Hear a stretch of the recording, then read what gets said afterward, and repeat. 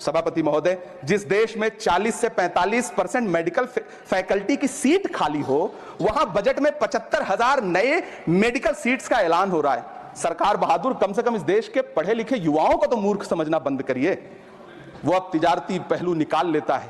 पहले 7500 medical seats बाद में बनाइएगा, पहले जो एम्स में 2161 पद खाली पड़े हैं उनको तो भर दीजिए। वो अब तिजारती पहलू निकाल लेता है। मैं कुछ कहूं तो तराजू निकाल लेता है। मैं इसलिए भी तेरे फन की कदर करता हूं तो झूठ बोल के आंसू निकाल लेता है। सभापति महोदय, फिर झूठ आया है, मैं उसे मिथ्या कर दे रहा हूं। शायरी में बार बार आ जाता है, क्या करूं महोदय? काश ये बजट, सभापति महोदय, वो एक शब्द मैं मिथ्या कर दे रहा हूं सर, वो एक शब्द को हटा दीजिए। ध्यान रखें, ऐसे जो भी शब्द होंगे आपके वहां। सभापति महोदय, काश ये बजट बीपीएससी के पेपर लीक की शिकायत करने वाले नौजवानों पर बरसती हुई पुलिस की लाठियों पे, जख्मों पर मरहम लगा पाता।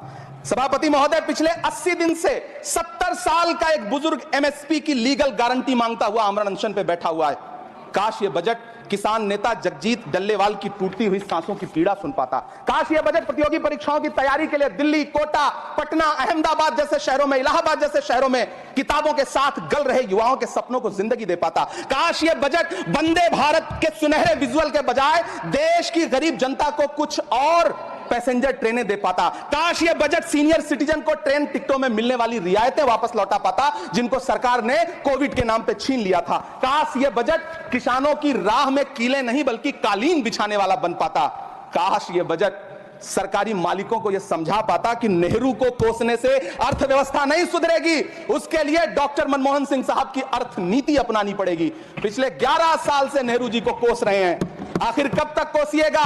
थोड़ा पंडित नेहरू जी के बारे में पढ़िए, तब पता चले कि पंडित नेहरू की शख्सियत का नाम है। दुनिया का पहला ऐसा राजनेता जिसने अपनी जिंदगी की आजादी के लिए, देश की आजादी के लिए 3259 दिन अंग्रेजों की जेल में बिताए। पंडित नेहरू एक ऐसे महान शख्स जिनके पिता पंडित मोतीलाल नेहरू, जिनकी बहन विजय लक्ष्मी पंडित, जिनके बहनोई पंडित रंजीत सीताराम, जिनकी बेटी इंदिरा गांधी, जिनके दामाद फिरोज गांधी, सब ने अंग्रेजों से लड़ते हुए स्वतंत्रता आंदोलन में जेल काटी। आप किस मुंह से उनकी लकीर छोटी करने की बात करते हैं? नहीं कर पाइएगा, 7 जन्मों में नहीं कर पाइएगा, क्योंकि जिस्म की मौत कोई मौत नहीं होती है। जिस्म मिट जाने से इंसान नहीं मर जाते, धड़कने रुकने से अरमान नहीं मर जाते, सांसें थम जाने से ऐलान नहीं मर जाते। जिस्म की मौत कोई मौत नहीं होती है। सभापति महोदय, मैं आपके सामने खड़ा होकर के एक बहुत छोटी सी कहानी सुनाना चाहता हूं कि महान बादशाह सिकंदर ने जब यूनान फतेह किया तो जीत का जश्न मनाने के लिए शहर की सड़कों पर निकला।